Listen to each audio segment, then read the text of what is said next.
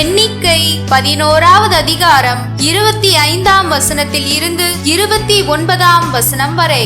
அந்நாள்களில் ஆண்டவர் மேகத்தில் இறங்கி வந்து மோசேயோடு பேசினார். அவரில் இருந்த ஆவியில் கொஞ்சம் எடுத்து 70 மூப்பருக்கு அளித்தார். ஆவி அவர்கள் மேல் இறங்கவே அவர்கள் இறைவாக்கு உரைத்தனர். அதன் பின்னர் அவர்கள் அப்படி செய்யவில்லை. 2 மனிதர் பாளையத்திலே தங்கிவிட்டனர். ஒருவன் பெயர் எல்தாது, மற்றவன் பெயர் மேதாது. அவர்கள் மீதும் ஆவி இறங்கியது. பதிவு செய்யப்பட்டவர்களில் இவர்களும் உண்டு. ஆனால் அவர்கள் கூடாரத்திற்கு சென்று இருக்கவில்லை. ஆகவே அவர்கள் பாளையத்திலேயே இறைவாக்கு உரைத்தனர். ஓர் இளைஞன் ஓடி வந்து மோசேயிடம், எல்தாதும் மேதாதும் பாளையத்தில் இறைவாக்கு உரைக்கின்றனர் என்று சொன்னான். உடனே தேர்ந்தெடுக்கப்பட்டோரில் ஒருவரும் மோசேயின் ஊழியரும் நூனின் மைந்தருமான யோசுவா, மோசே என் தலைவரே, அவர்களை தடுத்து நிறுத்தும் என்றார். ஆனால் மோசே அவரிடம், என்னை முன்னிட்டு நீ பொறாமைப்படுகிறாயா?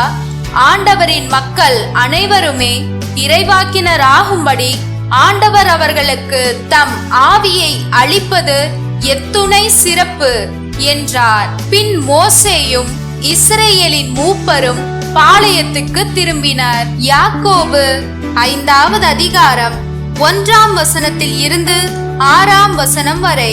செல்வர்களே, சற்று கேளுங்கள்.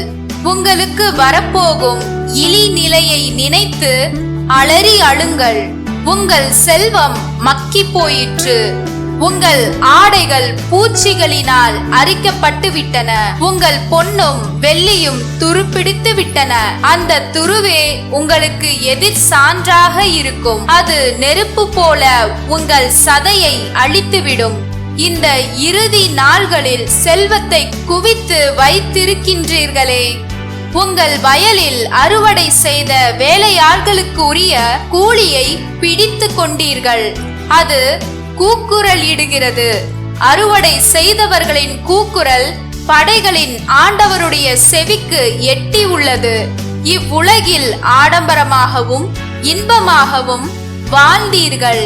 கொல்லப்படும் நாளுக்காக உங்கள் உள்ளங்களை கொழுக்க வைத்தீர்கள். நேர்மையானவரை குற்றவாளி என தீர்ப்பளித்து கொலை செய்தீர்கள். ஆனால் அவர் உங்களை எதிர்த்து நிற்கவில்லை.